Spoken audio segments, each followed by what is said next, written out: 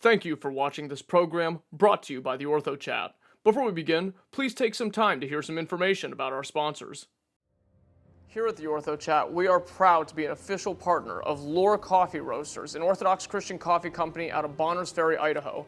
If you visit their website at www.lorecoffeeroasters.com/theorthochat, we will receive 15% of your order. It's an Orthodox Christian coffee company that is organically sourcing a great variety of flavors. I drink it myself and I love coffee. And as a coffee connoisseur, I can tell you it's top notch. So visit their website at www.lorecoffeeroasters.com/theorthochat for 15% of your purchase to be contributed to our project. Here at the Orthochat, we are proud to be a partner of Scriptorum Press, a Christian publishing company that puts out great books about the lives of the saints, their teachings, and a variety of other Christian topics. My personal favorite in their collection is The Life of St. Dionysius the Areopagite. If you visit their website at scriptorumpress.ca and use the code ORTHOCHAT at checkout, you will receive 15% off of your order, and I encourage you all to check it out to pick up some great patristic and theological teachings, as well as hagiographies to spiritually enrich you and help support the Orthochat and another great Christian company. We here at the Orthochat are proud to be a partner of the St. Maximus Society, run by Archimandrite Maximus Waymore and his collective. They put out great videos talking about the spiritual life, theology, and a variety of other Orthodox Christian topics. If you check out the link below this video, you could find their YouTube channel, and it's currently a growing project, and I implore you all to visit their site so that you can help support them and a great cause for the Orthodox Christian Church. Here at the Orthochat, we support the special needs, differently abled, and their families. That's why we are a proud sponsor of TP Splash Guard, a urinary assistance device for those who need some help during bathroom time. All you need to do is remove the holding seal with instructions on the front, open it up, remove the adhesive to attach it to the front of the toilet, and now it's easier in the restroom. If you would like to learn more about this revolutionary device for special needs and differently abled people, visit tpsplash.com. That's tpsplash.com to learn more and inquire about making a purchase. All statements and opinions expressed by guests of this podcast are not representative of the Orthochat, its host, or its producers, and should not be associated with the podcast unless explicitly stated by the host. You are listening to the Orthochat by Yanni Katsadas.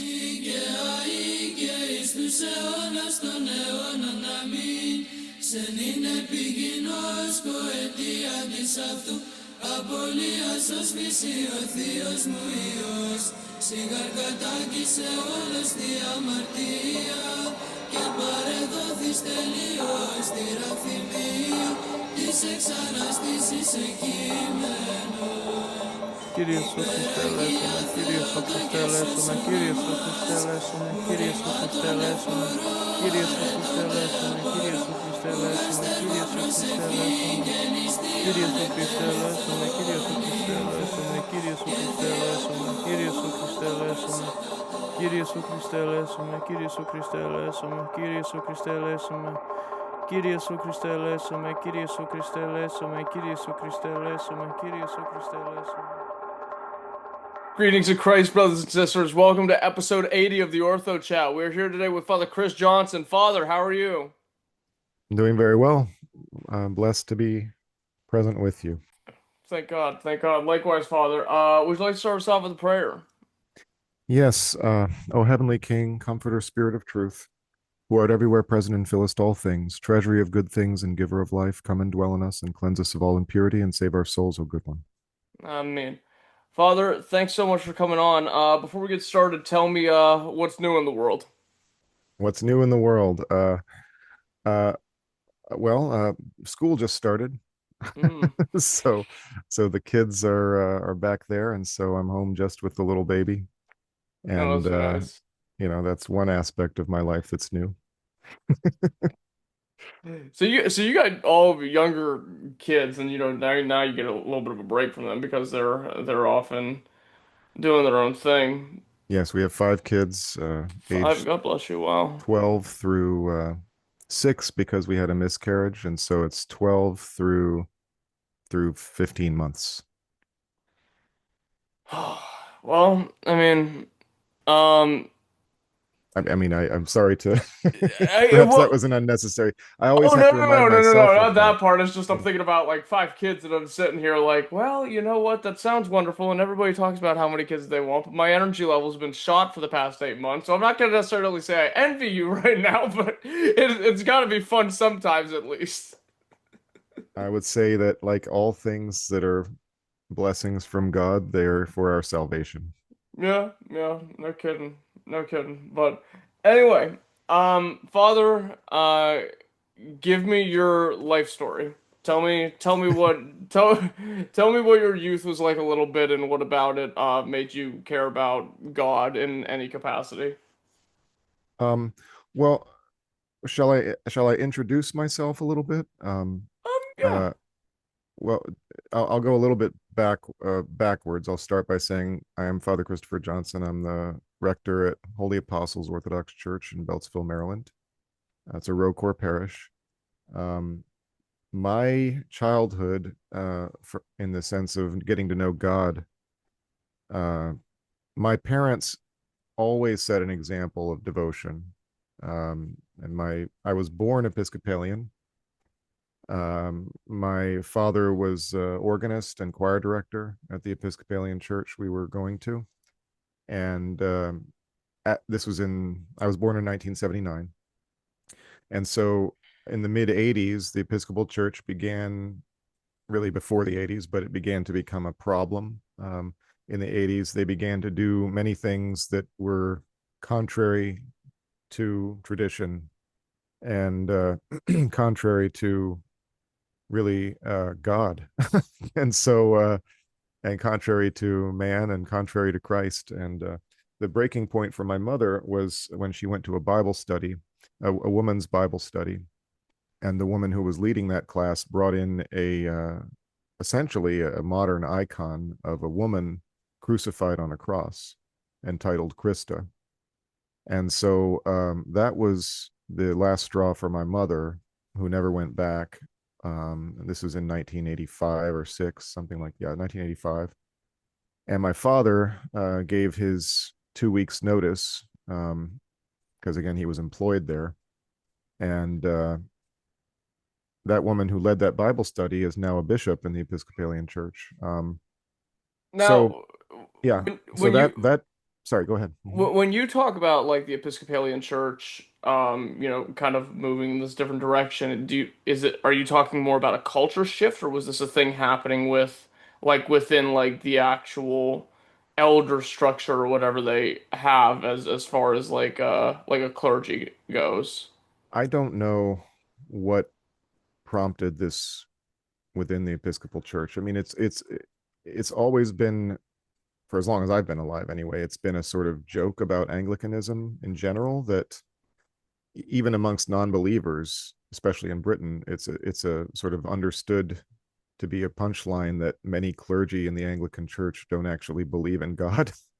And unfortunately, I mean, it's not, I'm sure, universally true, but I can say that the first Episcopal service we went back to after leaving the Episcopal Church and becoming Orthodox, which was a funeral service, we went there, and the priest began his eulogy by saying, God, he, she, whoever it is.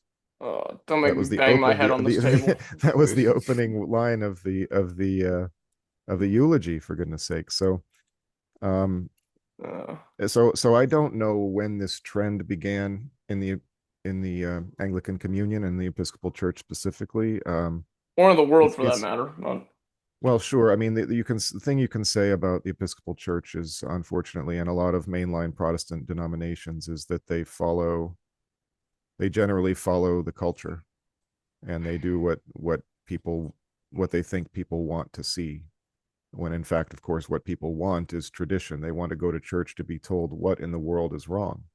right. Yeah, among other things, that's not the best reason to go to church, but it is one of the reasons that draws people into a church in the first place, because they notice something wrong with the world, and they're looking around saying, who can answer these questions for me? And they don't go to a church to have all of the views of the world confirmed. That Yeah. may draw some people for a few months or even a few years, or it may keep some people who are afraid that their kids will leave the church. But those are like worldly concerns that don't have to do with salvation. So, as far as the Yeah. Episcopal Church's trends, I haven't followed them closely. Obviously, you can look and see that it's gotten much worse since the 80s. I mean, you wouldn't even, you know, I feel sorry for them. Let's all pray for them and hope that that they come around. I will say that I in recent researching a recent sermon, I looked up a sermon given in the 50s by Saint Nikolai Velimirovich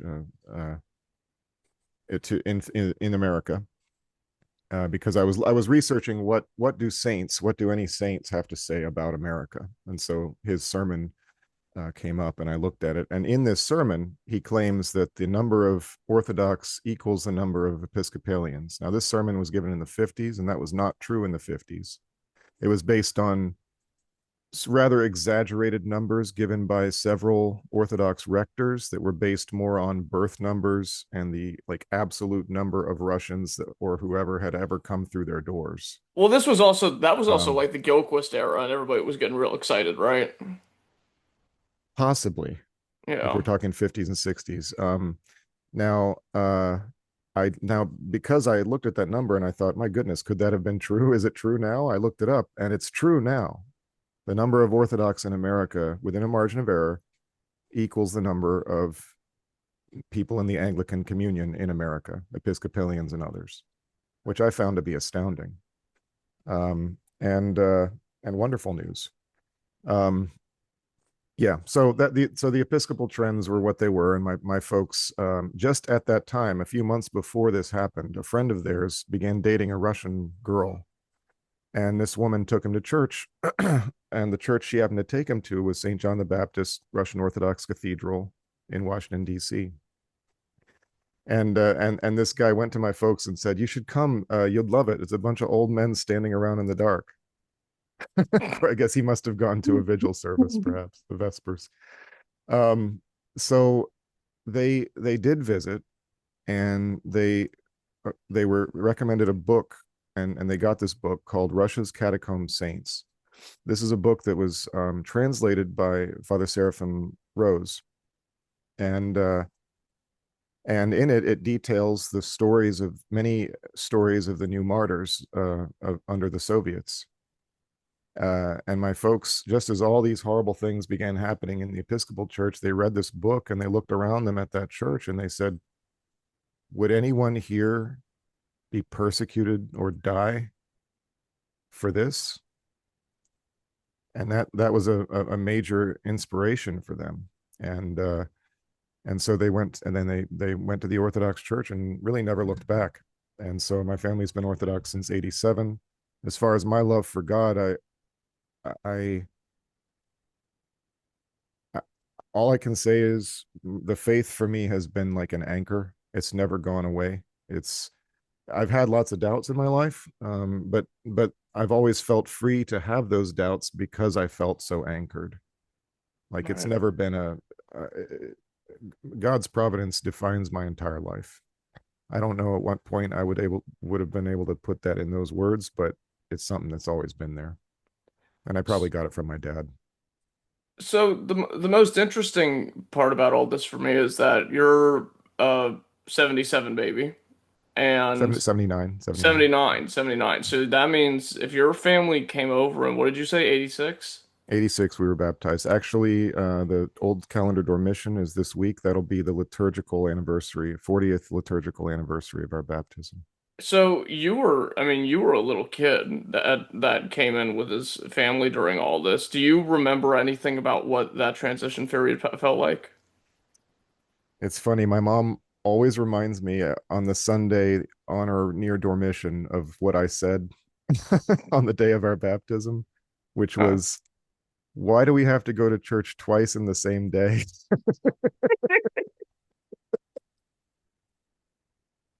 um, what it felt like, it's an odd question to me because I'm technically a convert, but I've never felt like one really. Hmm. Although I've known I've obviously grown up around a lot of converts, but um, I might as well be cradle in terms of my attitudes, and both good and bad. um, and um, and so I remember what it was like at St. John's, certainly being around a lot of Russians, learning to say "Я не говорю по-русски," which means I don't speak Russian. I learned to say it. I learned to say it so well that the babushki would often just laugh and keep speaking Russian. They thought I was joking. Um, and for my family, it was sort of a battle, because, as is the case with many ethnic Orthodox parishes, especially in those days, non non-speakers, whether that be Russian or Greek or whatever, Mhm. were not often welcomed warmly. Um, that's not universally true, and it wasn't true of everyone at St. John's either.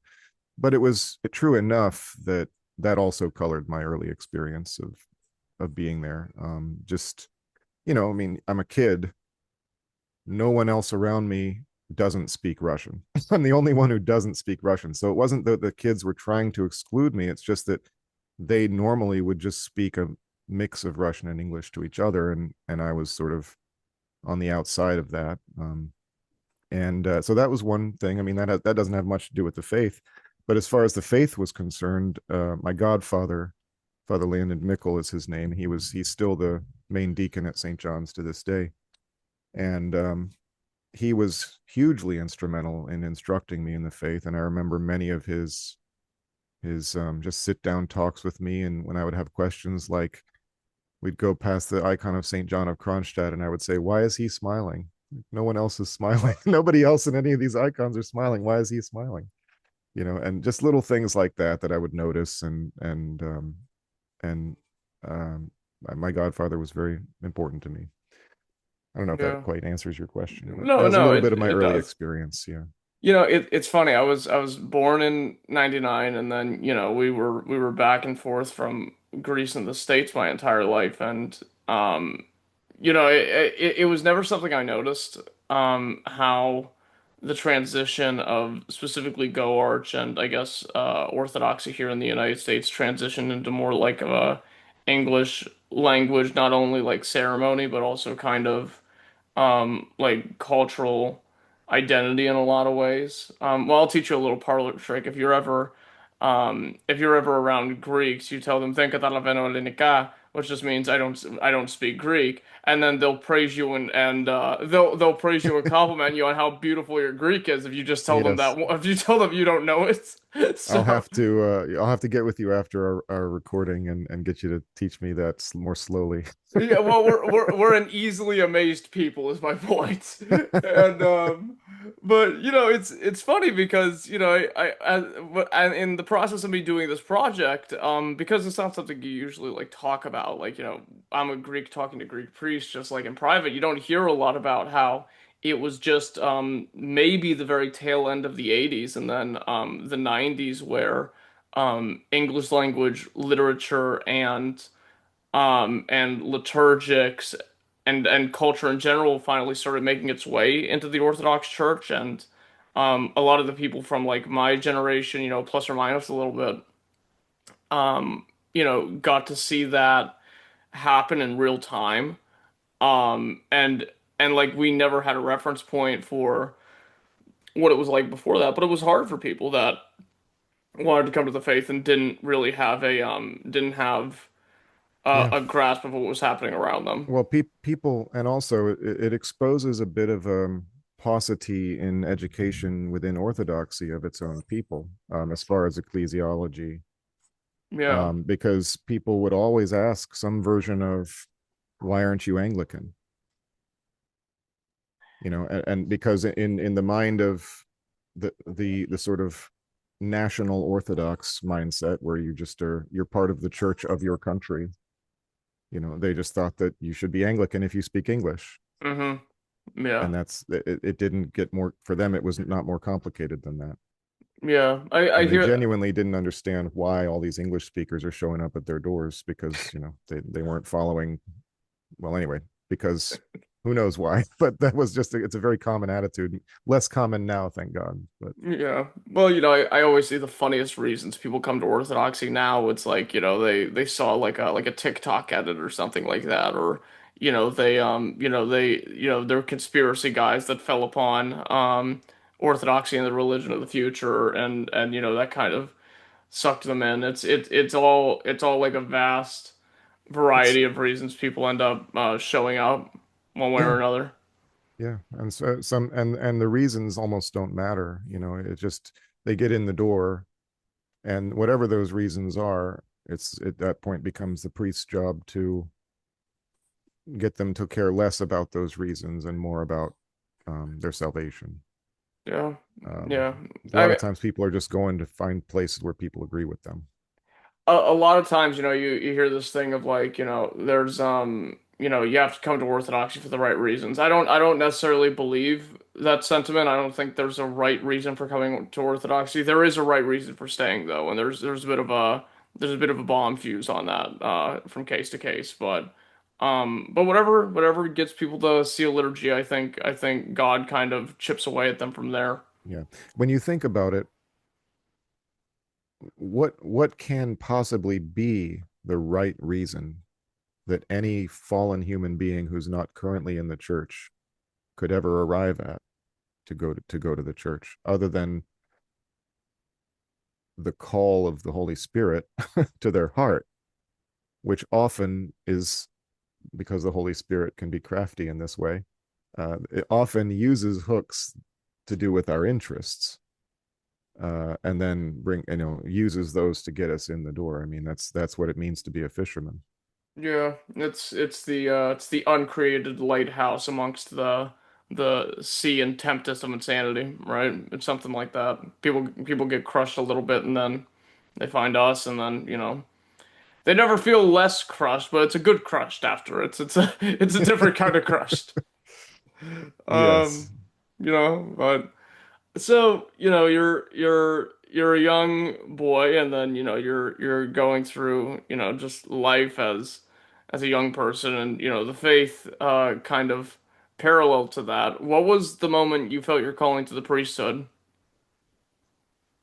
Um, I don't. I That's hard to pinpoint because it feels like it was a lifelong thing. It's another. They really are hand in hand. It's not. I didn't. I never really wanted to be a priest. I still don't want to. I'm just now learning to be comfortable with wanting to. Um, but it for a long time it has felt. I mean, so long that I don't remember when it began feeling this way. It has felt inevitable. And I could point to a bunch of times when I was in my teens and people would say, oh, you should be either a shrink or a priest. They'd say, my friends would say, not meaning to be insulting, I hope, but Somewhat in any related in some ways. yeah, and they so that little stuff like that, but it finally, when the moment began to get close, I was like, really, maybe I shouldn't. And I spoke to a another Orthodox priest, who I'd known for many years, and he got like 1,000 yard stare on his face when I told him, and he said, "You have to be crucified." Um, and and then when I spoke to a very close friend of mine who was my chaplain when I was in the army, and and he was not Orthodox, but he was a very close friend of mine, very important to me and special to me. He said, "If you can do anything else, do that." And so these were the things that were like, you know, but then I thought about that statement and I looked at my life and I realized I'm not sure I can do anything else. I don't know that I'm equipped to do anything else. And here I am in this place and God has put me here, and I guess I'll just say yes. Um, and it's not a very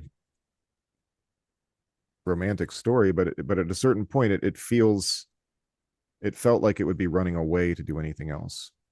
It felt like it would be like more self-willed to do anything else than that because of just the number of things pulling me in that direction. Yeah. And I guess that's what they call a call, or a vocation or something. So, yeah.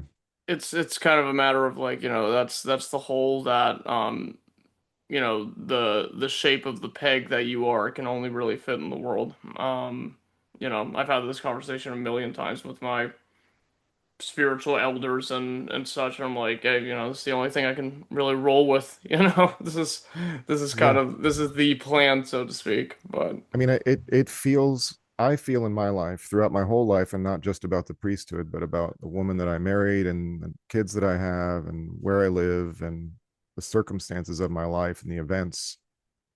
I genuinely feel entirely carried by the Lord, entirely. I look at these different things, different scrapes that I got out of, different, both physical and also just like spiritual decisions that I almost made, or things I would have done if I'd only had like a little more money, just little things like that. And I'm like, goodness gracious, the prayers of my mother, the how many of these, how many times would I have just been totally ruined, destroyed, of my own accord, otherwise, and so that's kind of what it is. That's kind of what it feels like to me to have been called to the priesthood. It's just like, um, the Lord has used my tendencies against me, against the worldly part of myself, to keep me in line. Um, yeah. I'm not sure. You know, I don't know this. I can only speak for myself, but I'm not sure that I would even still be in the church if I didn't feel somehow like boxed in by the Lord's movements, like because of the way my mind works, which he knows, he has put me in a place where, I've used the word trapped before. It's not trapped it's like you just said before, that you realize you're still crushed, but in a good way. It's the same. It's like that. It's like, it's okay if the Lord's the one holding you down, Yeah. because he's doing it for only for the sake of your soul. So, and not for his own pleasure. It's one of the funniest parts of the spiritual life because you start to realize it's like, God doesn't allow us to, be humbled um for his sake, for the sake of his own glorification. It is that, but it's not this selfish yearning by him. I think that it happens primarily so that you recognize that he is the one that saved you, not only in this kind of like transcendent eternal sense, but on a minute to minute basis, and that when you need him again, because we all do, after he pulls us out of the things that we do to ourselves and the things that life do to us, that we remember where we can go back to when we need the help. It's kind of it's one more gift from him, and all of life can be restructured as, mentally at least, everything is a gift from him one way or another. And the most important thing that we can do for the structure of our soul is to perceive it that way, which is the way that helps. It's the way that we contribute to reality, because that is the reality of life, that everything good that happens to us or around us is because of or from him. And further than that, I can also say, having just said everything I said about being trapped by the Lord and hooked and pulled in, I can also say that he's also given me everything I ever wanted, which It's a has good not always, trap, huh? yeah, yeah, which is not always like what you think it would be or what you'd hoped it would be. I can remember specifically wanting, when I was in like my mid teens, oh, I hope I have at least 4 kids, I would say to myself. And that never left me, and I got all the way up to my mid 20s, not having met the woman I was going to marry, and thinking, goodness gracious, I wanted 4 kids, when is that going to get started? And then here I am, not that long later. Believe me, it doesn't feel like that long, and I've got this bounty. And I also used to wish, I used to, in my pride, I used to say, oh, I'd love to be the kind of guy where people just want to talk to you, want to call you up and want to come by your place and want to, and now all I want to do is be left alone. and I can't, people won't stop calling me. Anyway, it's be careful what you wish for, but also God is good, and he gives the things that we ask for. I mean, a life lived in the church is a life that will be rewarded by the Lord, and that can be understood in a very worldly way if it needs to be in order to get you hooked in, if that's what it takes. God can't be bribed, but we can. Oh, absolutely. Yeah. So therefore he will use that in his box of tools. He will reward. I mean, it's not really a bribe, it's just a reward. It's the Lord rewarding his people for service, which is a model that is according to all justice. And there's nothing wrong with it. Yeah, I agree. I mean, we're fickle creatures, you know what I mean? It's like but I think the whole thing is that the day that we learn to give up our expectations for life is the day that God can replace where you had the expectations within yourself with his plan, and it's usually better than our expectations. So, Well, absolutely. And I will say, instead of but and, because that's the Orthodox way. hmm Um, and you might find, after having given up your expectations, that God still gave you what you asked for all those years ago in a sort of blessed form, like an evangelized form. yeah, yeah. There's perks to this whole Christianity thing, man. I keep telling Yeah, people it's a good. there really are. There really are. There really Yeah, are. people don't know how to succinctly tell people why to become Orthodox. All I tell them is, "Hey, man, listen, we have a lot of fun over here. It's a blast." But um, so and forgive me if you don't want to talk about it, but I mean, could you tell me how you met your wife?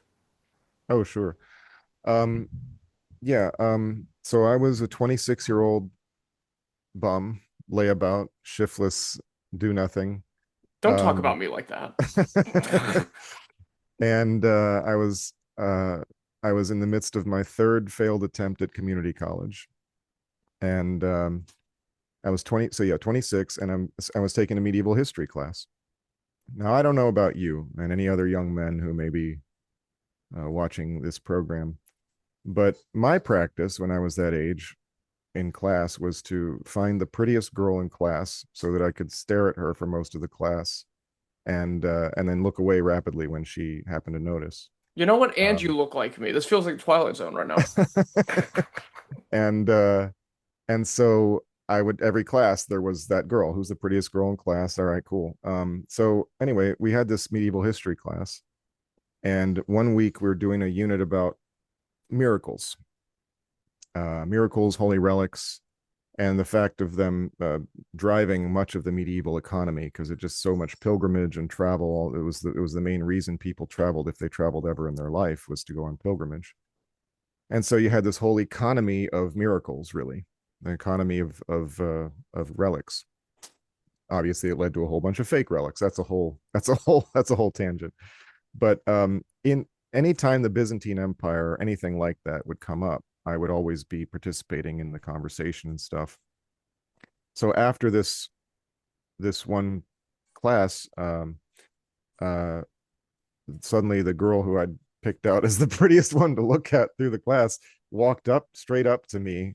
It was literally one of those moments where you're looking over your shoulder, like there's no way she's walking up to me right now. Um, and asked me what church I went to.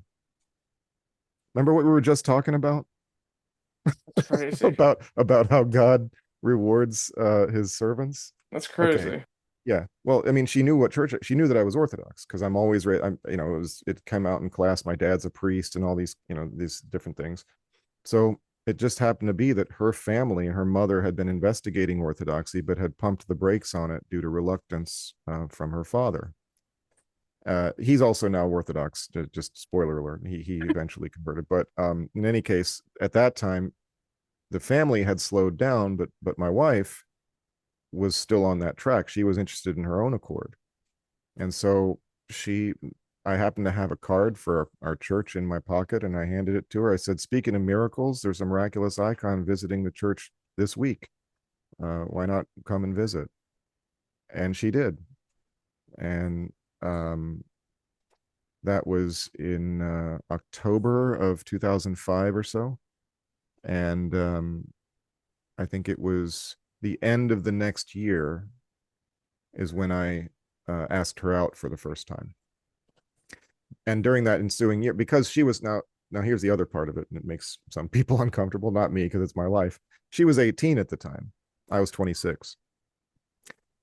And because Happens in Greece all the time. So yeah, it does. Most Orthodox people don't care about that, but anyway, I didn't. Even though she was the prettiest girl in class, all of a sudden she comes into my life, right? And I was in the midst of trying to kind of turn my wasted life around. And one of the things I was trying not to do was get involved with just random women or any women really.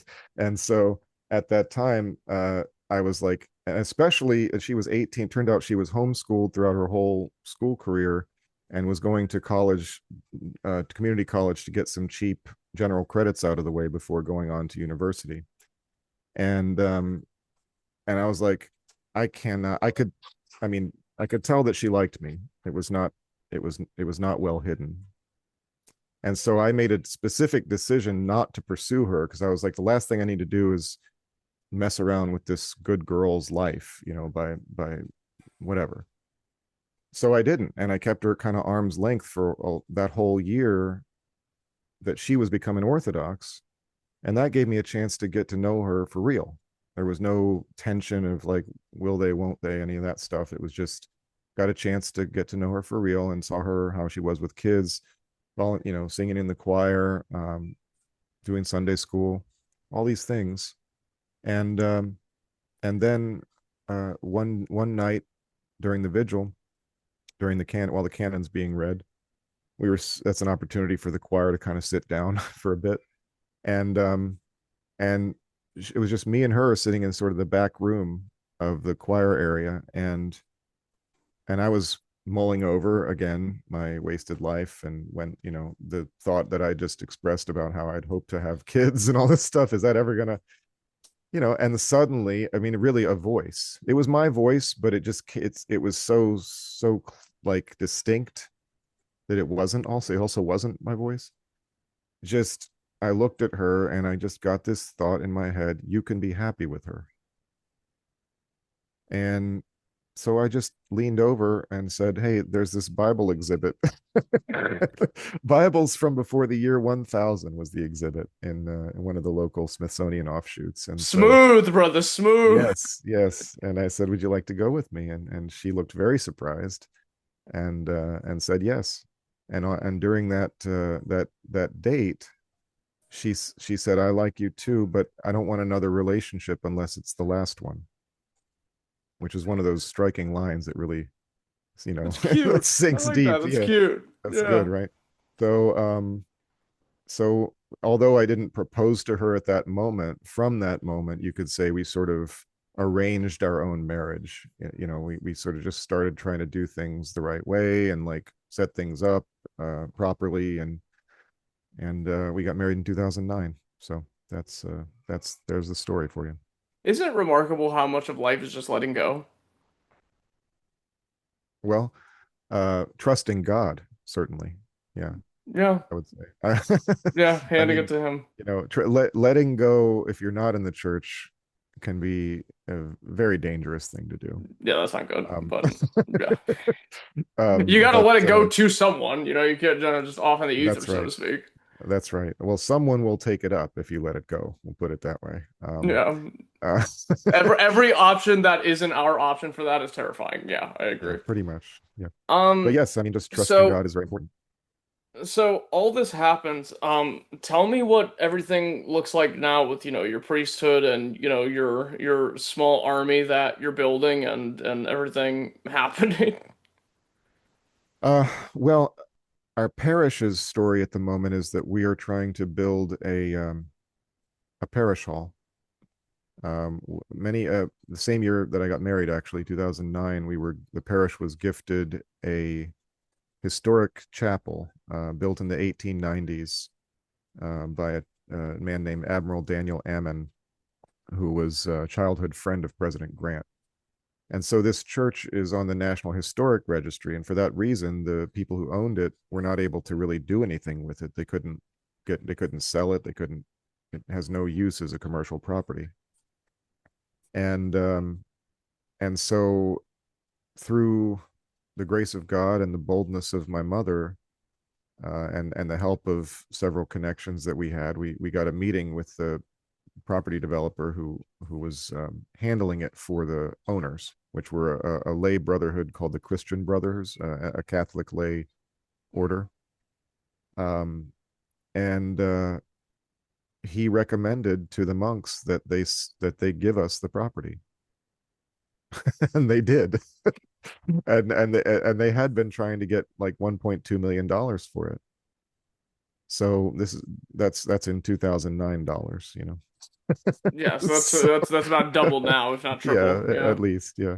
But in any case, they gave it to us. Since that time, it's been a very long process of restoring the chapel, and then a whole separate thread of a construction project, which is building a parish hall.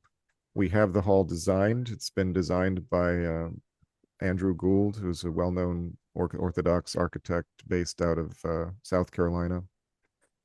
Um, and I think his company is called New World Byzantine, and they've done wonderful work in many jurisdictions. Um, and anyway, so it's designed. It is not built yet, and our primary fundraising focus is to gather funds to get that going. So that's a constant, ongoing thing. Um, in the meantime, the parish has its normal life, and yeah, so uh, Well, here at the Orthochat 501c3 trademark 2025 all rights reserved. We try to help churches, or we're trying to get to a place where we can do that, where we can charitably help parishes with their reclamation projects. So we'll see what we can do about that, at least in mhm. some small way. Um, Yes, yeah, that's much appreciated. Obviously, We thank you. we we do our best. Yeah, we have a very funny, eclectic little crew of people that we work for about an hour and a half every night on like our website, or like trying to find like grants for parishes, and then the next thing you know, the next 2 hours just evolve into us like cracking jokes and playing video games with each other. We have very fun staff meetings. Um, That sounds fun. yeah, but we'll see if what we'll see what we can do. There's a lot more help needed out there in the Orthodox world than I think most people realize, and Yeah, it's you can good. be a missionary close to your house. Oh You yeah, know, no kidding. close to your house, there's things to do for the church. Yeah, it's it's one of those things where.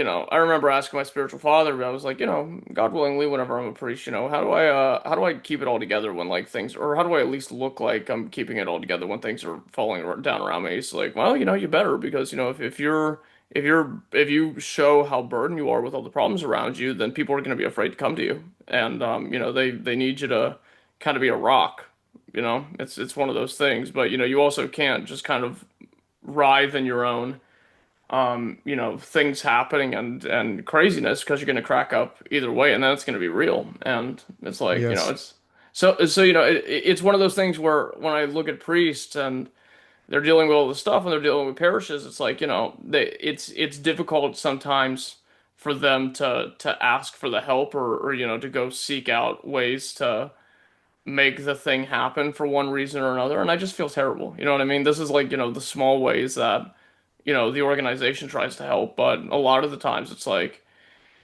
hey, listen, you could, there's got to be something, right? You know what I mean?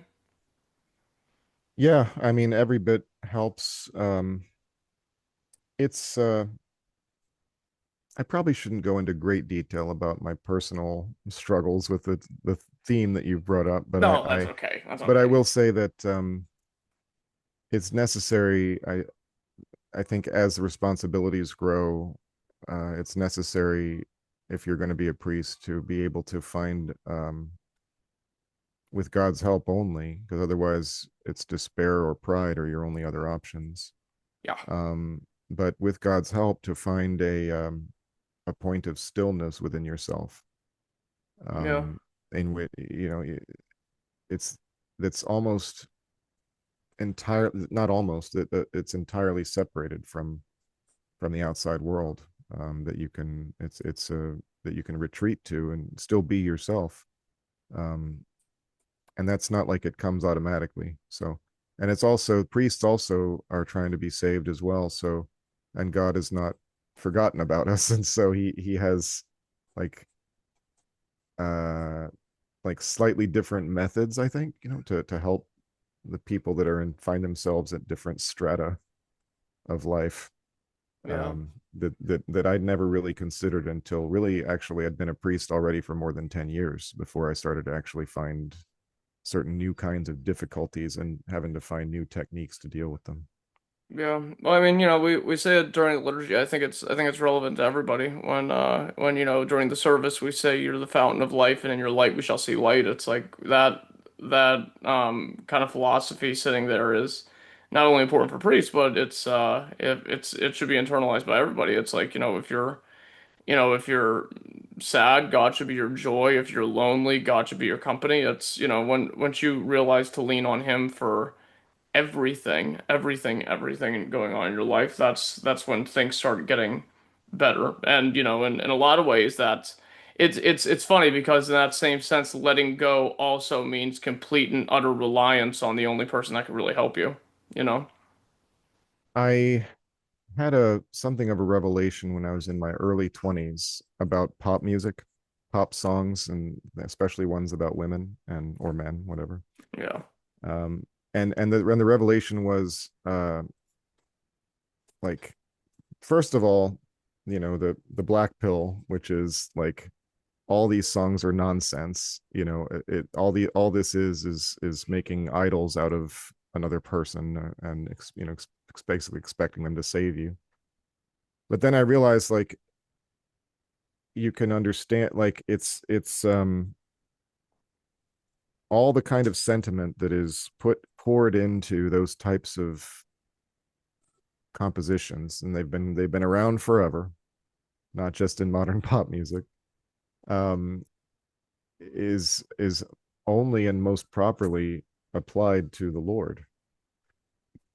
And I think it's actually helpful for people to, it's like, I'm not suggesting taking and making a Christian version of all your favorite songs, but rather to, like, you can almost discover the more full meaning of it when you begin to understand you're supposed to love the Lord that way too. It's a if you understand that you can love Jesus Christ, like, and want and not only expect but receive from him all the things that these poor guys singing about that they wish they could get from whoever it is that they lost, or the one that got away. He's never going away, and he won't let you get away. Yeah. It says in the Psalms, "Thy mercy shall pursue me all the days of my life." Mm-hmm. Um, Yeah. so, and that's an interesting concept, right? That he's following after us. It's like they follow, you know. It's, except the holy version. I mean, everywhere you look, you turn around, there he is. I mean, even in hell. So it's there's just no getting away from it. Yeah. Yeah. This is a conversation that for some reason I feel like I've been having a lot with people. More over the past year or so than I ever have before. I call it the Eros conversation. It's kind of taken like its own life of its own because we understand, like, the certain types of love that were developed by my tribe folk. In any case, the philotimo being, the brotherly love that reciprocates back and forth, kind of from an honor and respect position, and agape, that's unconditional and ever merciful. But then the love of eros, where, in at least in our culture, has kind of taken this um you know uh mono connotation of simply being carnal in our understanding of it, and that's the only way that people of the past couple generations have realized how to access it. But in the Orthodox understanding of it, that yearning, that deep, transformative, and sensational, and in the broader sense love that we gain from other means has its utility in Christ. And I think specifically, funnily enough, the very, very recent Athonite saints and the Cappadocians are both the main stalwarts of talking about this, of finding that yearning, insatiable love for Christ that only grows over time. And like I said, in our culture now, this is something that we access through a multitude of ways, most of which are destructive. But in the context of who we're supposed to be, I think to do that with the Lord, it's a matter of simply realizing who He is at scale, and seeing what He's done for you across the course of your life, and then Yeah. you start to fall in love with Christ in the appropriate in the way that we're supposed to, and inevitably that we were always meant to. Yeah. Beginning with the creation of the universe. Yeah, Yeah. it's something like And that. that act of creation is something that people, you're right. In our world, it's split into two different places, and one of them is entirely carnalized, and the other one is like almost idolized. Yeah, Um, celebrity in the yeah, flesh. yeah, and but but but uh, but in God, those are combined. Like, and in Christ, God and man are combined, and there's very mysterious things hiding in there, and uh, and it's quite remarkable when you stop to think about it.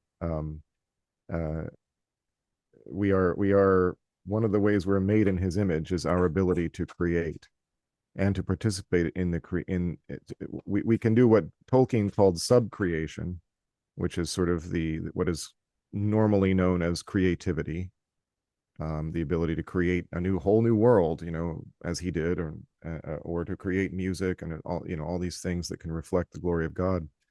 But also we participate in the actual creation of mankind.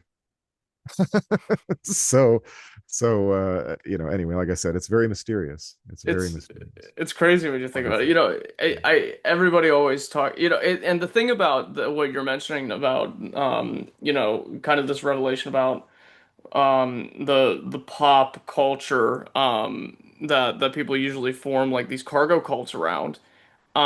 Just like the carnality kind of way that you could go about it, it's also an endless pit with no catharsis at the end of it. But there is catharsis in Christ. There's a never-ending finalization to the love that we share with the Lord. And and a lot of people like to use Saint Athanasius when he says, God became man so that man could become like God. I also like addending that with what Dionysius the Areopagite talks about, where I think I don't remember the exact quote, but he speaks about the idea of how after our repose, and when we're welcomed into paradise, that in the same way that the uncreated Lord became created, we who are creation, retroactively become uncreated in the kingdom of heaven. And I'm like, how crazy is that? It's like Totally because crazy. Yeah. because when we try to again manifest erotas here or eros here on earth, we're constantly chasing after something that's actively fleeing from us. But there in paradise, it's something that is welcomed onto us, and we could actually in a small way become the thing that we were chasing after all along. Nuts, isn't Yes, it? it is nuts. Yeah, because the other thing about those pop songs is that they are as like I said, they're really most properly addressed to the Lord, these sentiments, but also to yourself, because so much of what it is to be, I mean, I'm not entirely Jungian, but so much of what it is to be a person is to find your actual self. as fallen people in the Christian church, we understand that that's because we're fallen, and we're like divorced from our real selves.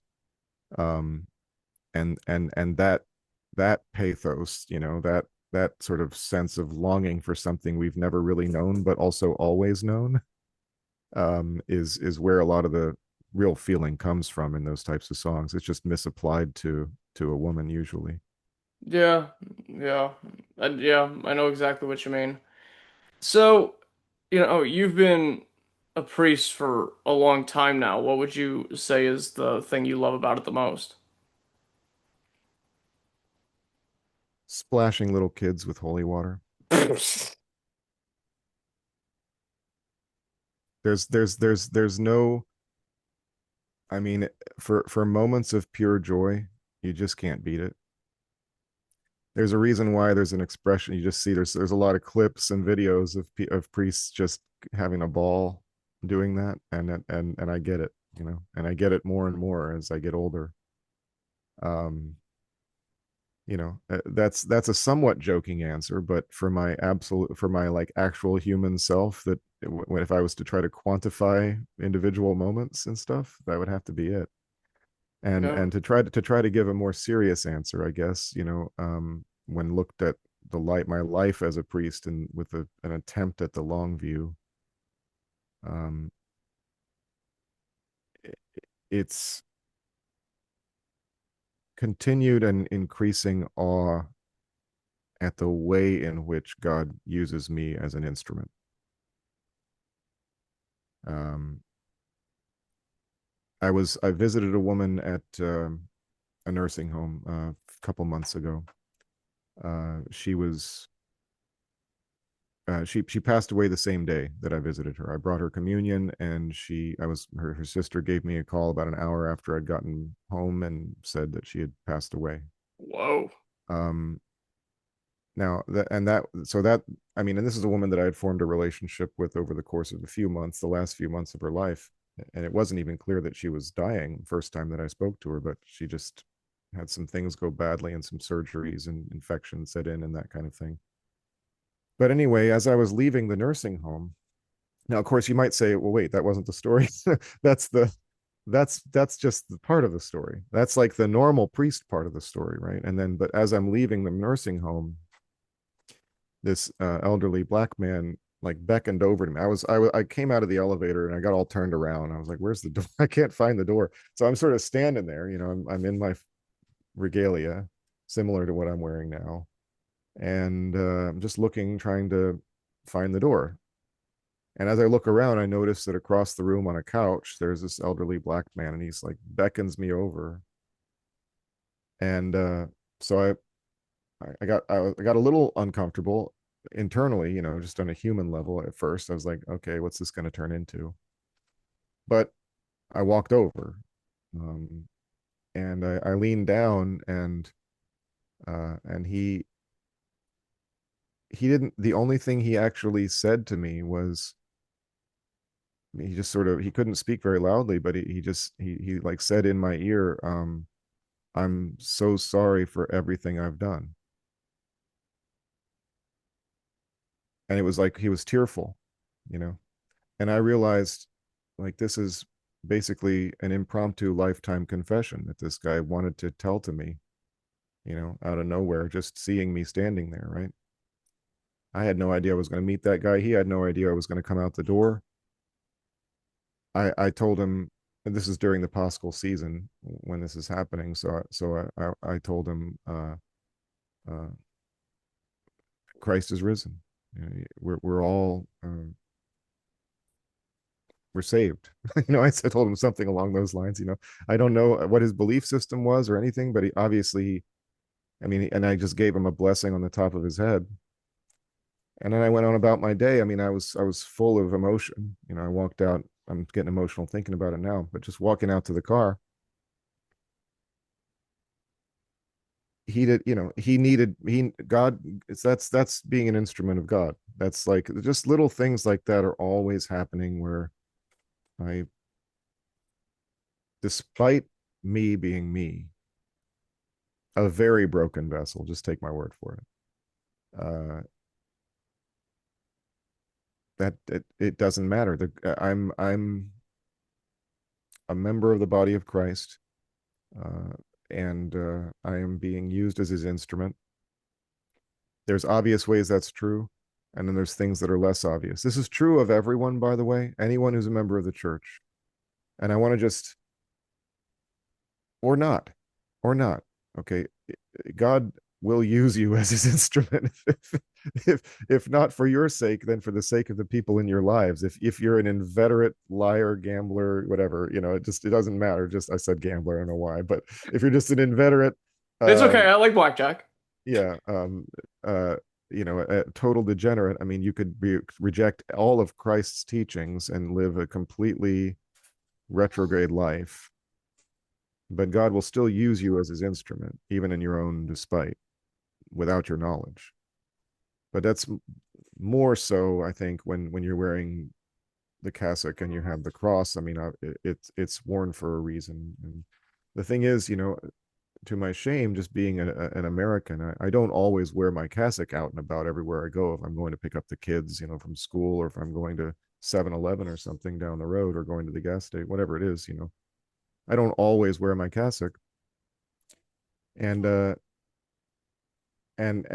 but of course this was an official visit, you might say, to the nursing home and everything. And so, like I said, to my shame, how many more of those types of interactions could I have, or could I have had, where if I just decided to wear it always, no matter what.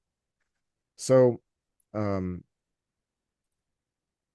so the question was, what's my favorite thing about being a priest, basically. And I don't know if that's much of a, it's it has increased my knowledge of how God works. And because of the kind of person that I am, I find that to be very satisfying. It's nice to sort of be able to get a look at those things, and to be able to, you might hope for an answer like, oh, I just love helping people. No, I I think what you said is fair. It's yeah, like I don't think um I don't think there's any kind of sinful pride in saying that it's wonderful to see the Lord work through his creation, including yourself, That's and it's in a way it's not so much of, oh, look how great I am, but how merciful is the Lord that however broken any of us are, that he sees us as yeah. vessels that he can use. It's him honoring us, and us honoring him kind of again in this cyclical way. And just to add, for anyone who's in the church, and especially young people, if you're ever nervous about like making the sign of the cross around your friends, or anything along those lines, displaying your faith openly, there's a way to do that, in a sort of wrong, prideful way, in my opinion. I've seen people do it um a little much. But also, I think just there's a way to be what I would call a normal Orthodox Christian, and do normal Orthodox Christian things. You don't ever have to talk about it. You don't ever have, I mean, unless they want to bring it up. But when you get older, or even as you drift apart, you may find that later in your life, some of these people in a hard time will remember their friend, their weird Christian friend, and the thing they'll remember about you is that you're the only person that they ever saw wear their faith on the outside, and seem to care about it. And because of that, they may reach out to you. You're evangelizing just by just going about your normal day, being an Orthodox Christian. Yeah, there's a lot of people that, you wish that they would come around, sooner than later too, but I think that's also a matter of you have to just kind of be the consistently lit candle in the darkness for them, that they're just ready to come to whenever their lives, or whenever they themselves are accordingly prepared for it. Um, it's tough to watch people go through things without the kind of support that we have, you know. It is hard. It is hard. And all you Yeah. can really say is, I'll keep praying for you. And And I and hope, I think there's a ask lot for of people questions. that, yeah, I think there's a lot of people that kind of see the world around them crushing their lives in different ways, and we're starting to see this big influx of converts into Orthodoxy. I don't know what it is, and I don't know what's like triggered it, but I want to hear your thoughts on why everybody's like, flooding in all at once. Well, it's because of the internet. Um, yeah, I mean, combined with a version of what I spoke about before, as far as my own family's conversion. Um, they see something around them that they find to be troubling or disgusting or terrifying, in our society, and they want that that's sufficient to describe the reason. And as far as the volume, I think that there's just a lot of people now with the internet, unlike the 80s. So in the 80s, you had to know somebody who knew a Russian or a Greek or something. Um, and you had to also be kind of a weirdo, honestly. And you had to be, if you converted, for example, in the 70s, oftentimes you were doing so not only because you wanted the true faith, but also because you were like, a Hellenophile or a Russophile or something, and already knew Russian and had studied Church Slavonic or whatever the case, that kind of person. Yeah, So, well, you the know, nice thing is that um, anybody who can call me their friend and you can call me your friend gets to be Greek whenever they want to. So, such a deal. Um, not the deal it always looks like, you know what I mean? It's not all um, sunshine and rainbows here in yeah, Souvlaki world, but but I think uh, that you'd get that very understandable motivation combined with the ability to just start searching for things. I mean, somebody starts searching for traditional church or, apostolic church or something like that. They're gonna um, that's gonna happen. I mean, I think that the societal happenings have pushed a lot of people towards faith, and that as they look for faith, they eventually find the Orthodox faith because part of what's disgusting them about the society is things that can be blamed on modernism, um, and so they're not going to rest for long in the non-denominational Protestant area. If they're attracted by um, the other societal traditionalist movements, such as the trad wife thing and that kind of thing, then they're also going to find out about Orthodoxy. There's just a whole bunch of, and then all these things because of the internet coalesce into certain zones, and people find themselves in those zones. And a lot of times they're making these journeys with their friends in school, in college, or in high school. And so they'll show up in twos or threes, um, because it's now an approved hangout activity to go with your bros to church. And this was not the case when I was in my early 20s, I can tell you. yeah, then post about it after. It's like, yeah, we're so back and we're all in coffee hour sitting, you know what I mean? It's like It's talking. it's it's remarkable. It's wonderful in a way. I mean, my opinion, we spoke already about the different ways that the Lord sort of hooks people in. And my opinion therefore is is it sort of doesn't matter. Yeah. It's I think it's a wonderful thing. I think it's the reason why I mean, Orthodoxy was planted in this country. I mean, of course, I can only speak to my experience, which is on the East Coast of the United States in the Mid Atlantic region. Okay, so, but in terms of this country and the things that people do, Orthodoxy was planted here and has grown to the state where it is ready to receive these people. We've gone through these movements that we've spoken about of a period of time when it was only like old language weirdos and people like that, like Father Seraphim Rose used to be before he converted, um, and other people who converted in the 60s, 70s, and then in the 80s. And then they started having a few, you get a few numbers like that. And then you get a few more don't care as much about the language, but they're just can't take Western Christendom anymore.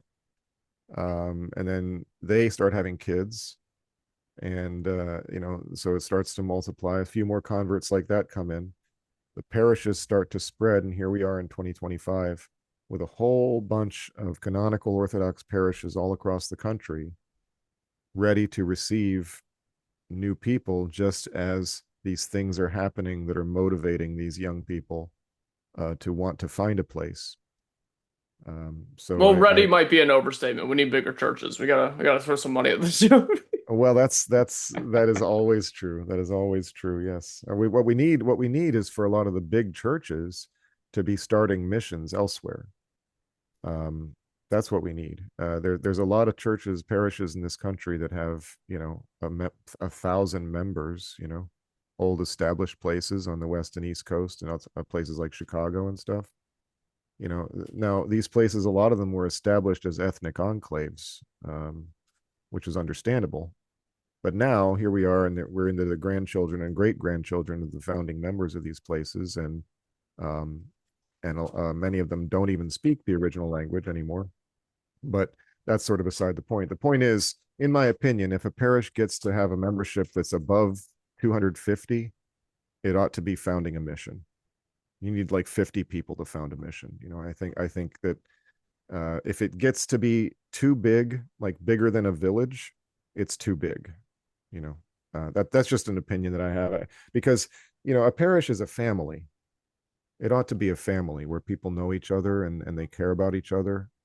um, and if it's so big that you don't know everybody at your church, then it's too. I just think that's too big. So a lot of these old places need to start more missions, send people out, find the willing, and all that kind of thing. The Antiochians are very good at that. It Yeah, seems to me they big have time. been very good at doing that. And I just was speaking to some other guys who go to a church in Oklahoma that has 450 members, and they've started like four missions. And it's just, goodness gracious, it's Oklahoma. um so that's remarkable.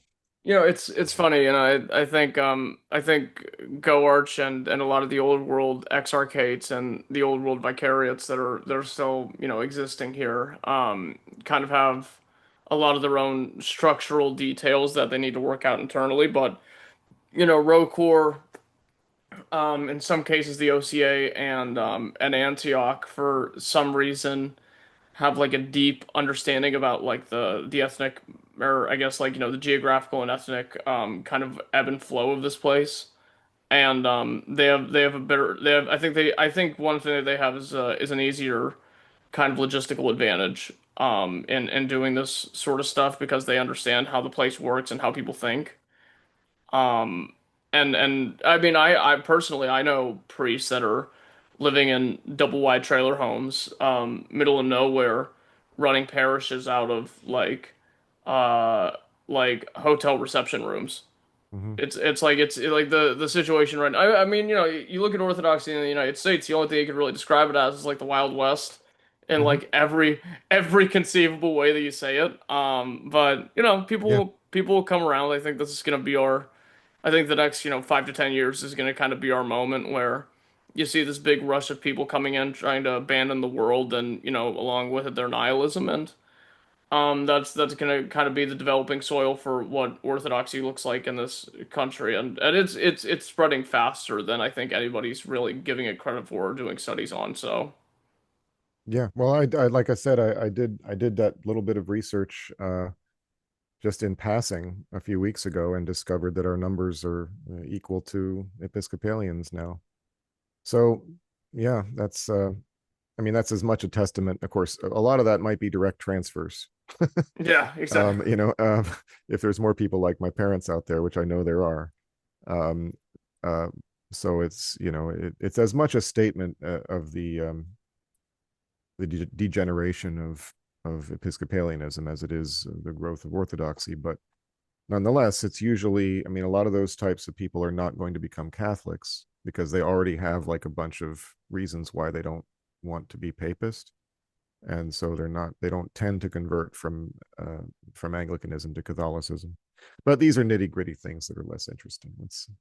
Let's get on to let's Well, move on to I mean, the. I got there's before I scandalize anybody, there's we got a Lutheran working at the podcast. He's actually pretty much like my primary logistics guy. He's like my main like advisor, and then I got two Catholic girls working for us, some inquirers, like at least three or four seminarians. We have a very complex operation of idiots who don't know what they're doing, including me.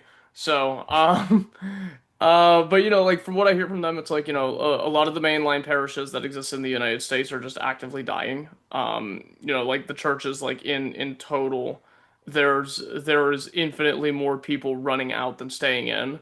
Yeah. And it's not like these people stop believing in Christ. Hopefully, not too many of them that happens to, but I think a lot of them are transferring over to us because, especially for Protestant America, which it always was such a thing, they have this bad taste in their mouth about the papacy that I don't think is ever going to go away. And then, the only thing left is really us. So If they that want to be Christian and traditional at the same time, yes, that's true. yeah. Yeah, I mean, a lot of them don't believe in Christ, and that's why they're leaving. And a lot of them, like I mentioned before, like it is possible within the Anglican communion to just not believe in God. Um, but there's a C.S. Lewis essay that he did in the 40s. I think it was a radio address, but it's part of the compilation of Mere Christianity, and he talks about um, he's trying to answer a complaint that people are leaving the church. Um, and this is in the 40s again. So this is, you can begin to see the sort of 20th century trend of Anglicanism. It's already happening at that time. But his answer is the reason that they're leaving is because they feel free to. Before that time, in the early 20th century, if you weren't a member of the Church of England, you couldn't get a good job.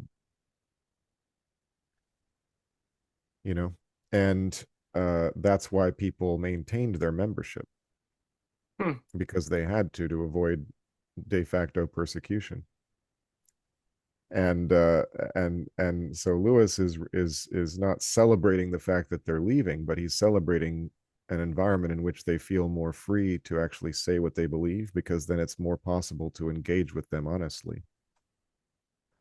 And I think the same thing has happened in America. I mean, it's long ago, probably before I was born. It stopped being the case that if you weren't a practicing Christian, that you couldn't get a good job. Um, but nonetheless, I think that the more people feel free to openly reject what they think is Christianity, that's a more fertile ground for us, actually. It's perfectly fine if people are leaving because they're deciding to be atheists, if they're leaving Episcopalianism and all these other places, because the reason they're deciding that is they're saying, if this is what it means to be a Christian, I don't want any part of it. And so it's our job in the church, all of us, all of you who might be going to school, or any of that, anybody who's watching this, and scoffers or non-believers, maybe leave the scoffers alone. but if non-believers who are at least intellectually honest, um, then it's a wonderful fertile opportunity, not to try to argue them into faith, but to simply be willing to answer their questions and address their concerns, because a lot of those concerns are valid. So, in your spiritual life, what are the lives and the teachings of the saints that kind of keep you, I guess, supported?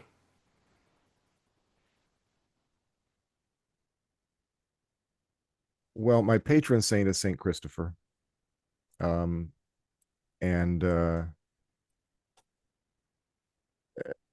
I his icon. I mean, it's not even so much his life, but simply his icon that ironically keeps me supported, and it's an icon of a big, tall, strong man, barely able to keep the child Christ on his shoulder, the weight of the world, weight of the universe. Um, it's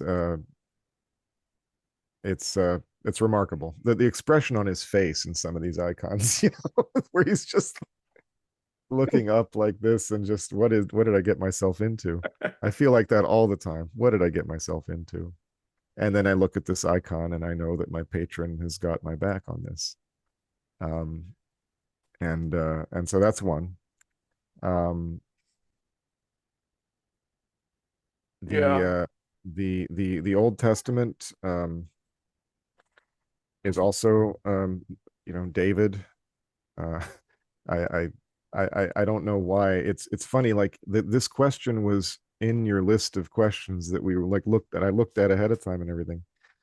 But I find myself like in a completely different place than I was when I first thought about it. And I think every life of every saint is remarkable. I mean, I think about the saints that like Saint Vladimir. I'm in awe of rulers who submitted their own will to God. Um, Constantine is another. You know, Joachim and Anna, um, to give a third of everything, including your family, in the shape of your daughter, to God, That is is, crazy. this is this is the model of an Orthodox family. Um, you know, the new martyrs. I literally would not be Orthodox if it wasn't for the new martyrs of Russia. Um, and I could really go on and on. Most of the sermons that I preach are about the fact that the saints were people. And at this point in my life, I think the most inspiring thing about the saints at all is that they're saints at all, because all of them were quote unquote just people. They're not superhuman. They are fully human. Um, Before we spoke about how these pop songs and everything, a lot of them are addressed at the longing we feel for our own selves, for our own real self.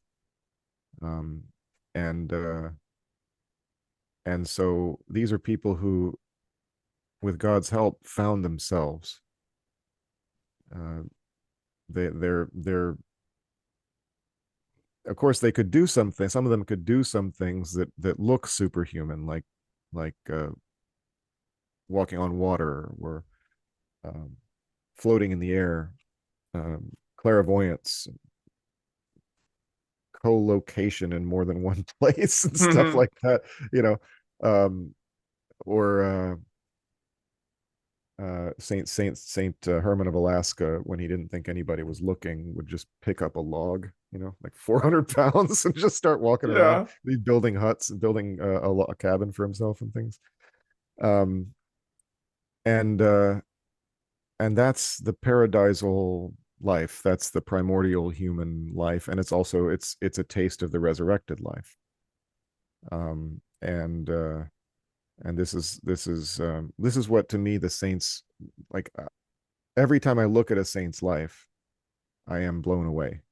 Now it doesn't matter which saint anymore, because the thing that's always at the bottom of my understanding, that all this, the rest of the thoughts are built on, is this is a person just like me. There's a person who had all kinds of crazy thoughts in their life, and was or wasn't brought up in the church. Like, maybe they were, maybe in history, let's, in this case of Saint Vladimir or something, they are not regarded kindly. you know um Maybe, or Justinian, another example, after whom one of my sons is named. I saw you on Twitter ask, like, which is the what did you say? What was the question? I Oh, think I you have said, no father. what's I the don't. That's my Lutheran PR guy that makes those ones. I don't even. He reports to me 2 days Oh, later. okay. He's like, "Hey, boss, this one's Okay. doing numbers." I'm like, "Good job, kid. You're doing it. Good Got job." it. Got it. Got it. Okay. Well, in any case, okay, yeah. But it's like Justinian is not a model really of, he's a model of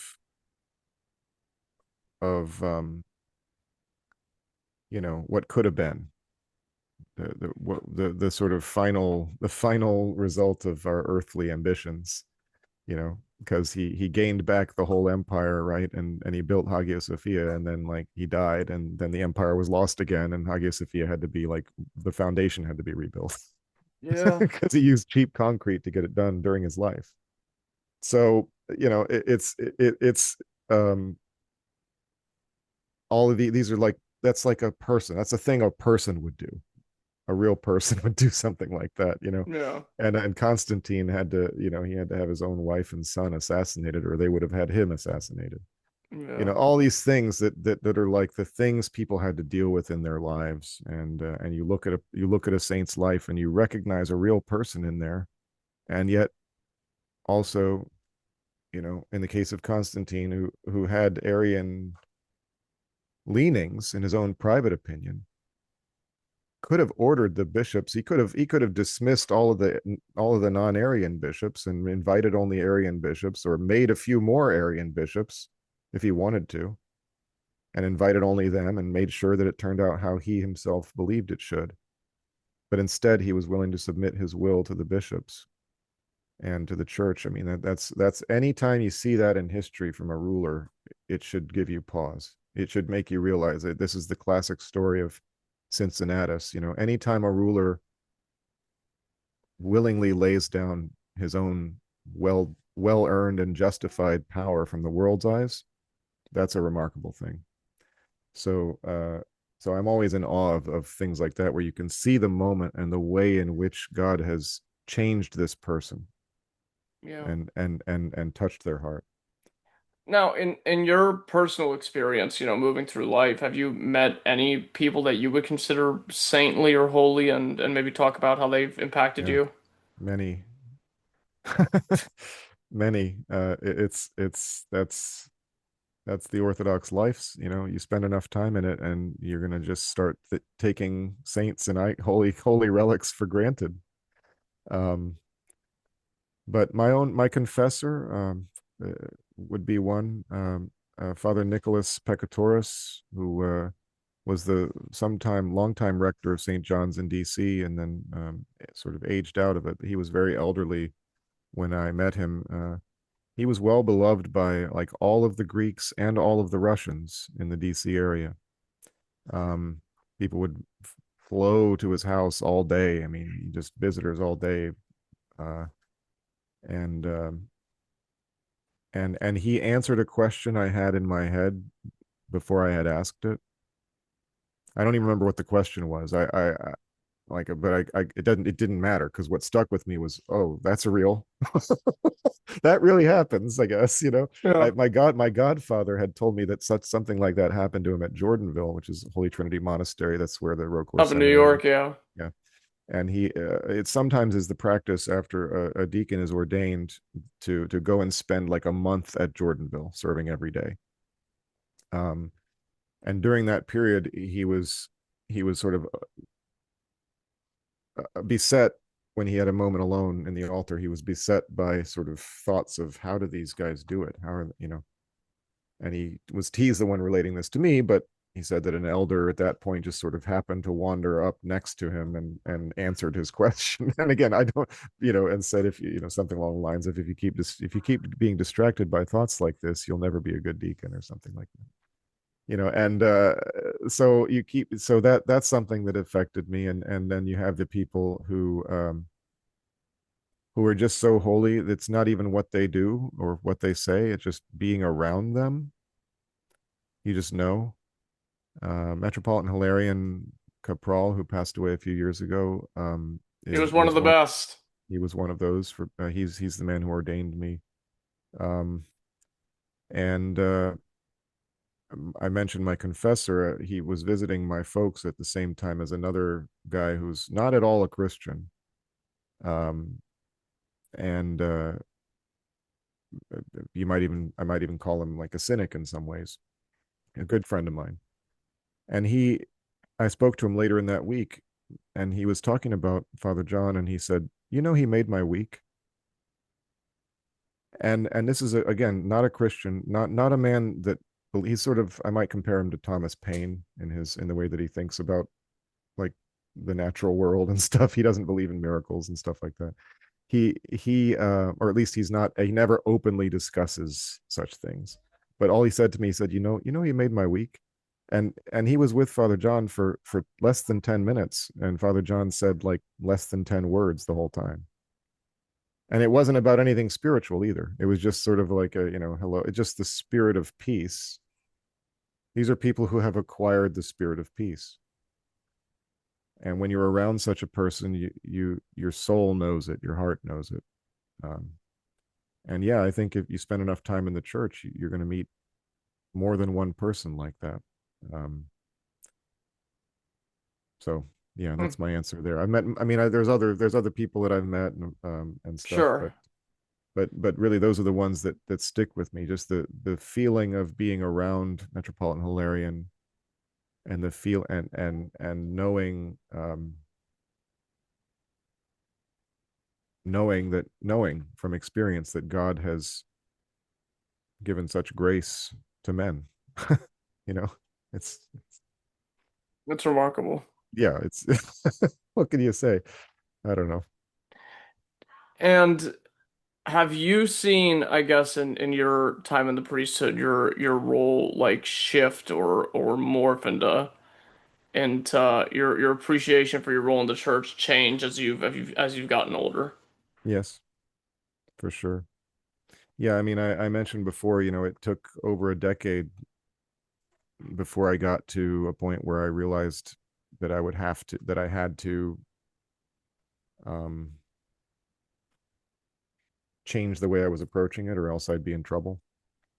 Um, Now, are you talking about my own role, or are you talking about things I've noticed in society? You as a priest, Yeah. just how that's, just I guess kind of the weight or the I guess the scope of what you're called to do in I mean, yeah, in relation to maybe, just yourself or the greater society that's kind of changed as you've changed over the years. Yes, I mean it's not as simple as I'd hoped, and it's also What is anymore, yeah. Well, I mean that's just life. It's it's also like my actual responsibilities have shifted because I'm now the rector. So that's that. I didn't think it would be as much of a change as it has turned out to be, because the parish is not a big one. But just the kinds of, I mean, I think what it is not so much that, I think it's more that God elevate like has elevated or somehow shifted my mind. He has given me a different perspective to accord with that role, and I think that just happens um, over time. And I've also found that I need to be extremely careful about what I say, and I'm not very good at doing that yet.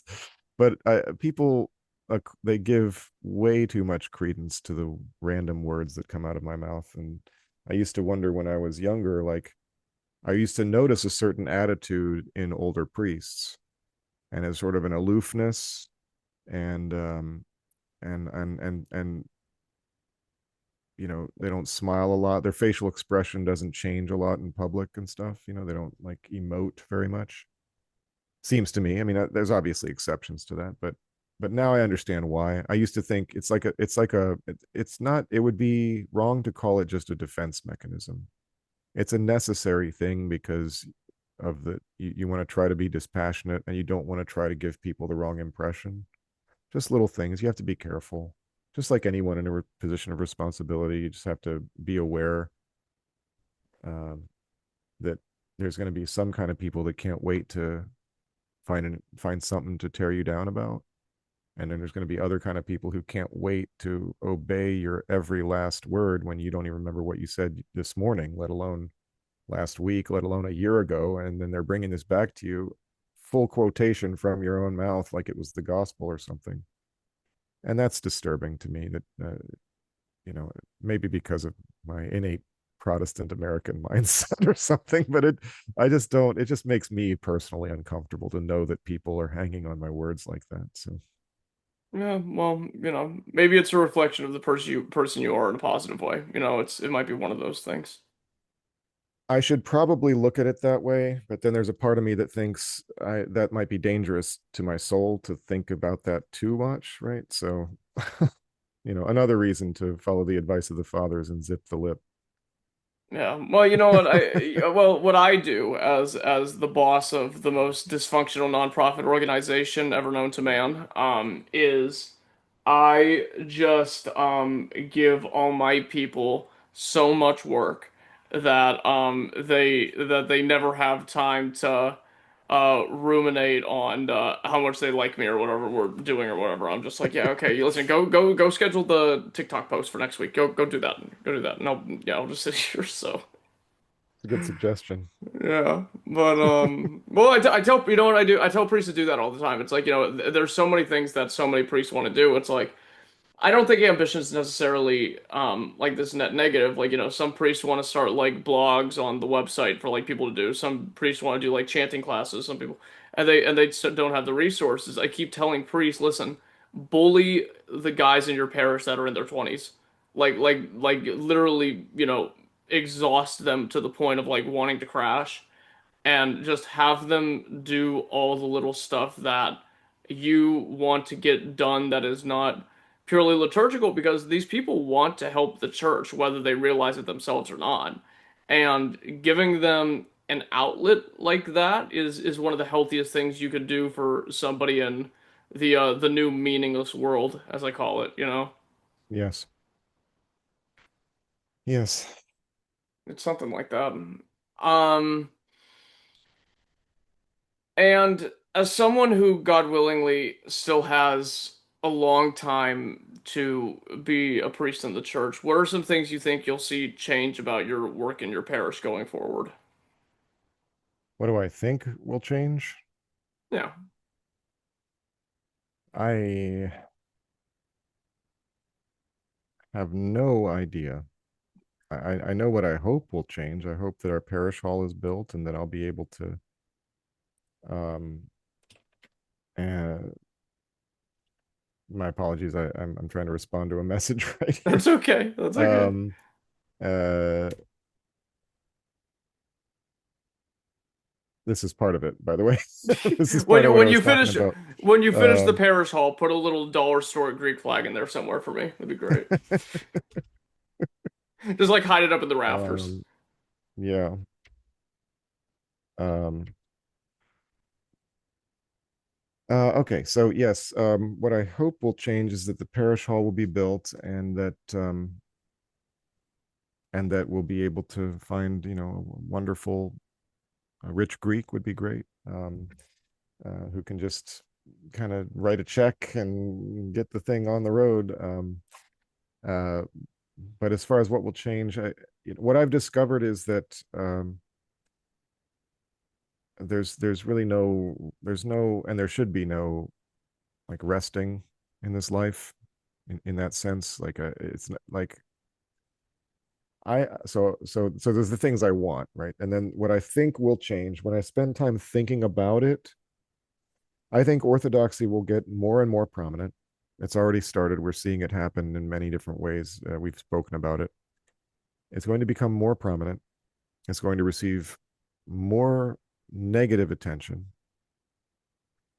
Um, I think that there will be some Christian martyrdoms in this country, not for the reason that a lot of people like. I don't know what's going to happen. I just personally don't believe that we're actually going to turn into like a communist dictatorship because of the structure of our system. It's just very, very difficult to actually do that. To consolidate power in an effective enough way to actually make that happen is extremely difficult in this country. Um, but even so, because of this country, we could have martyrdoms while everything else is looking great for us. In fact, I think that's more likely in America than anywhere else because as attention, it'll be negative attention, but then there will also be, of course, that will garner more attention in general. More people will come to the church, and as that as people start coming to the church, it will just by definition increase the chances that one of these things that happens in America that quite often or too often for many people, once is too often, the mass shooting, I did school just see shootings. that, yeah. There just this morning, yeah, there was a shooting at a Catholic school in Minneapolis, that kind of thing will start happening at Orthodox locations because there will be more Orthodox locations that are prominent and people know about them. Already, we're starting to get um, soft persecution from our neighbors because of the Russia Ukraine war. So they just look around them for anything that says Russian on it, you know, or they hear a story about how the Russian Orthodox Church, the Moscow Patriarchate, is supporting the war and stuff like that. So they find their local Russian Orthodox Church and they're going to go do something, um, for justice. So therefore, we find graffiti on our sidewalk that says "swords to plowshares." you know, this is this is our neighbors, fighting for justice. May So, God grant us the blessing that the worst we have to deal with is spray paint for a while, you know? well, that's what I'm saying is that's it's that's how it starts. And I'm not terrified by this. I don't want to be a martyr, but there's no higher crown. So how can you really say no if the Lord has that in mind for you? Um, Yeah, and you then don't want to and run from it. then there's always the age-old ethos of we'll be all right, fine. Thanks Yeah, for good. yeah. I mean, and that's actually my ethos for most things, actually. You know, just by temperament. I wonder what people are getting so worked up about most of the time, no matter what the subject is, Yeah, unless the subject is the Federalist Papers, and then I start getting worked up. But yeah. Well, um, I yeah, no, mean, look, I always tell people all the time, Jesus Christ rose from the dead. What could you possibly be worrying about? You know? that's it. I mean, that's it. I've done a lot of. Uh, I love the Book of Romans, and there's a section where he's talking about the role of um, of the Jews. It's why I've had to look up the Book of Romans so often and learn these particular chapters, is because of the number of times, speaking of the young men that come into church, the number of times that I have to kind of get them away from, let's just say, certain societal narratives. Yeah, I know what you mean. Um, It never ends. it doesn't end, and that's just how it goes, and that's fine. It's part of the process. But um, in any case, in looking this stuff up, right, there's this line in Romans where he says, if the cutting off of them was the grafting in of the Gentiles, then what shall the receiving of them be but life from the dead? Hmm. And this is a very, very useful principle for everybody that's worried about any other group or any point in history. You don't know nor comprehend or begin to fathom the depth of the riches of the wisdom of God. So for a time, these things may be happening, but I point to the words of, I think it was Gildas, who was a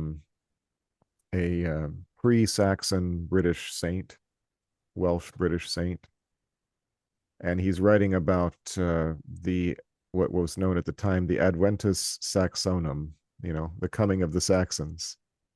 And how do you think that felt to the people of Britain, to the Christians of Britain? And St. Gildas writes, he says, we are caught between the Saxons and the sea, and the likeliest outcome is death. And he's lamenting, the destruction of churches and all these things that are happening. 100 years later, 150 years later, all of the Anglo-Saxons are Christian. For Hmm. those British people, it felt like the end of the world. It was the end of their world. Um, in America and in the West, we're not. That is not happening. There's not currently an Adventus Saxonum.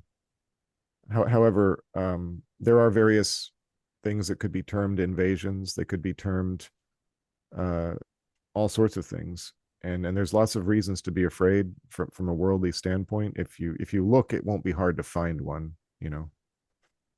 Um, but God uses stumbling blocks for our salvation. He uses these things So as far as the future of the next 10 years, I don't know. I'm not afraid. Orthodoxy is growing. And even if it wasn't growing, I wouldn't be afraid. uh, it's there have been places where in time where things have gone bad for a little while and looked very bad for a little while, especially the people living through them. But we have the scripture to turn to. We have, as you've pointed out, the lives of the saints, all these people who've lived in time, lived real human lives in time, in our own history, who left their words for us to contemplate, and their lives also. And on top of all of that, and guiding all of our understanding of that, should be the scripture, which is the book of the church. And the church is the living body of Christ, who has given us all of these things for our comfort, for our edification, not to terrify us. And if you find yourself being terrified or worried in any way about the future of the church or your own future, or, as they say, black pilled, that's a demonic delusion. Anytime you find yourself unaccountably scared, you must recognize it as demonic delusion. When I say unaccountably, I mean when you actually start to try to investigate the sources of your fear, you will find there's nothing there, and or that it's very hard to nail it down. Then you should be vigilant against this kind of demonic influence. Run to prayer when you feel Yeah, that is what I that's would tell right. people. That's No. right. Well, may we all be as watchful of ourselves as your advice grants. Father, I can't thank you enough for coming on. It's been wonderful. I really appreciate it. Do you have any final thoughts for the audience? Um, Serving the church uh, is the highest, most excellent thing that a person can do in this life.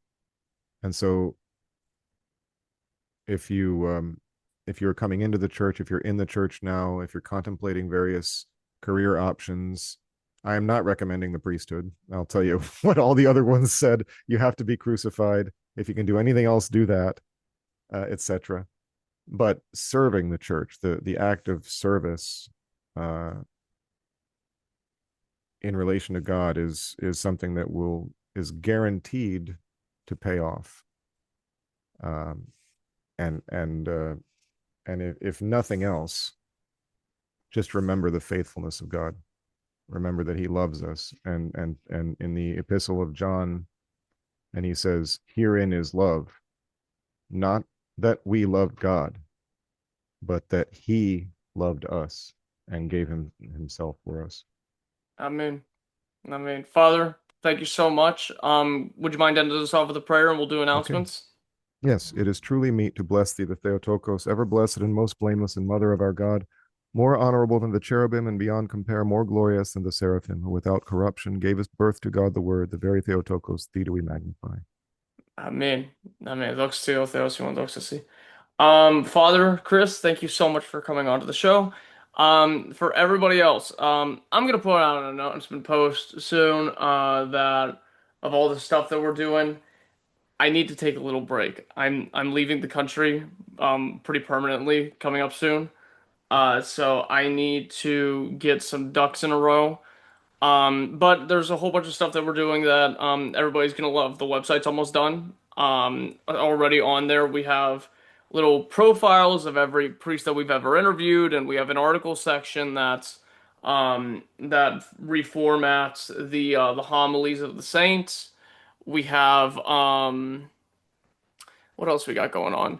Yeah, we have temple tour episodes that need edited that are going to come out soon. We have more passport episodes going. We have a couple more interviews scheduled, and we're gonna wrap up the theology series as well, and then start a new season in the next couple months. But I gotta be honest with you guys. Anybody who's watching this, we have so much content out already. We have been doing a lot of these videos. If you're worried about new content not coming out, there's an entire backlog of stuff you can look through. But thank God it's all wonderful priests. It's not through my virtue that this all comes together, but through the guests that we have on. If you're watching this and you want to support Father Chris's mission, there will be a link to that down below. Please support him before you decide to support anything that we're doing. If you have it in your heart after you're done supporting him to come help us, and you want to get something out of it, check out the link for the Scriptorium Press website, where you can get great hagiographical and patristic volumes at a discounted price with the code Orthochat. If you want to check out our link for Lore Coffee Roasters, we get a portion of your purchase when you use our affiliate link. Great Orthodox coffee from a great Orthodox coffee company. We have other partnerships and things in the work. We're going to open up our publication.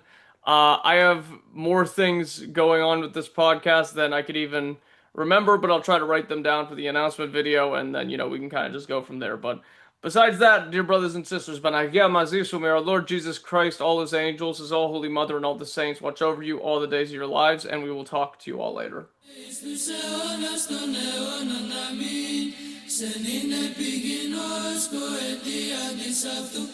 Απολύας ως φύση ο Θείος μου Υιός, σιγαρκατάκησε όλος τη αμαρτία και παρεδόθης τελείως τη ραθυμία της εξαναστήσης σε κείμενο.